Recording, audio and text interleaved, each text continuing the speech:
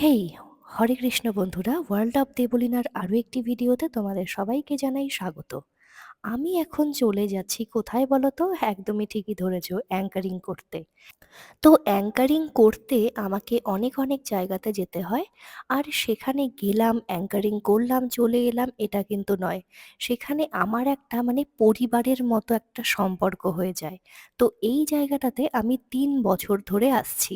মানে ওদের প্রোগ্রামটা কিন্তু হচ্ছে ৩ বছর ধরেই। প্রথম বর্ষেই আমি এসেছি, পরেরটাতেও এসেছি এবং এটাতেও আসলাম। আশা করব পরেরগুলোতেও যেতে, কারণ একটা পরিবারের মতো সম্পর্ক হয়ে গেছে ওদের সাথে। রানী পাবলিক স্কুলের কথা বলছি, হরিরামপুরে। আর এই স্কুলটাতে এসে মানে এতটাই আমার ভালো লাগলো, এত সৃজনশীলতা এই স্কুলের মধ্যে।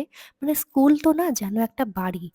আমরা যেমন বাড়িকে সাজিয়ে গুছিয়ে রাখতে ভালোবাসি, এখানে কিন্তু স্কুলকেও ঠিক সেরকমভাবে সাজিয়ে গুছিয়ে রাখা হয়েছে, আর সেটাই তো দরকার।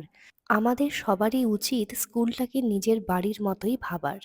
তো দেখো, এটা হচ্ছে স্টেজ, আর এখন আমাকে বরণ করে নিচ্ছেন উনারা। তারপরেই এখন আমি অ্যাঙ্কারিং করতে উঠে গেছি। তো তোমরা একটু লাইভ শোনো তো কেমন অবশ্যই হচ্ছে। দেখবো, একটু কথাও বলতে হবে। সকলে ভালো আছেন তো? আবার একটি বছর পর দেখা, রানী পাবলিক স্কুল। অনেক অনেক ধন্যবাদ জানাই আমাকে আমন্ত্রণ করবার জন্য। আর এদিকে দেখতে পাচ্ছি মহিলাদের আসনে সবাই বসে আছেন এবং পুরুষদের আসনে খুব কম। তো সবাইকে অনুরোধ করছি, অনুষ্ঠান আমরা শুরু করতে চলেছি আর কিছুক্ষণের মধ্যেই। সকলকে আসন গ্রহণ করবার জন্য অনুরোধ করছি এবং ছাত্রছাত্রীদের স্কুলের ছাত্রছাত্রীদের অনুরোধ করছি, তোমরা সবাই চুপ করে বসো নিজের নিজের স্থানে এবং তোমাদের ম্যাডাম স্যারদের কথা শোনো। সবাই একসাথে থাকবে, কারণ আমি যখন তোমাদের নাম ডাকবো নাচ করবার জন্য, যদি তোমরা না আসতে পারো স্টেজে তাহলে মিস হয়ে যাবে। ধীরে ধীরে আবার ফুল ফুটতে শুরু করেছে এই স্কুলের বাগানে। তাই দেখতে পাচ্ছি এই স্কুলের চারিদিকে ছোট ছোট ক্ষুদে ক্ষুদে শিশুরা সকলেই রয়েছে। আর এই পাশে রয়েছে এক্সিবিশন। আপনারা থাকি তাদের পড়াশুনো, টিউশন, ক্লাস, প্রতিদিন একটা রেগুলার ক্লাস যেমন হয়, তার থেকে বেরিয়ে একটু এন্টারটেনমেন্টের জন্য তাদের নাচ গান অবশ্যই দরকার। হয়তো অনেকে ভাবছেন সামনে পরীক্ষা, নাচ গানের আবার কি দরকার, ক্লাসের ক্ষতি হয়ে যাবে। একদমই নয়, এখান থেকেও বাচ্চারা অনেক কিছু শিক্ষা লাভ করতে পারে।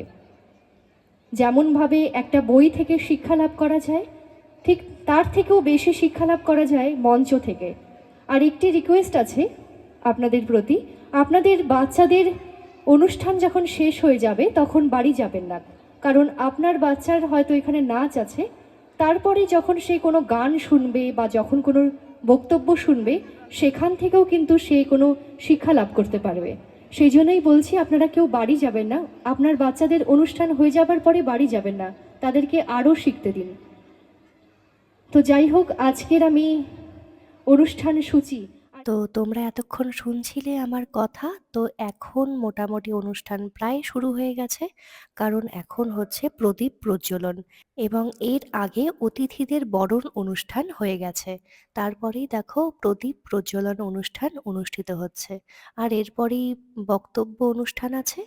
আর তারপরেই আরো অনেক অনুষ্ঠান রয়েছে, নাচ গান, নাটক, কবিতা আবৃত্তি, অনেক কিছু।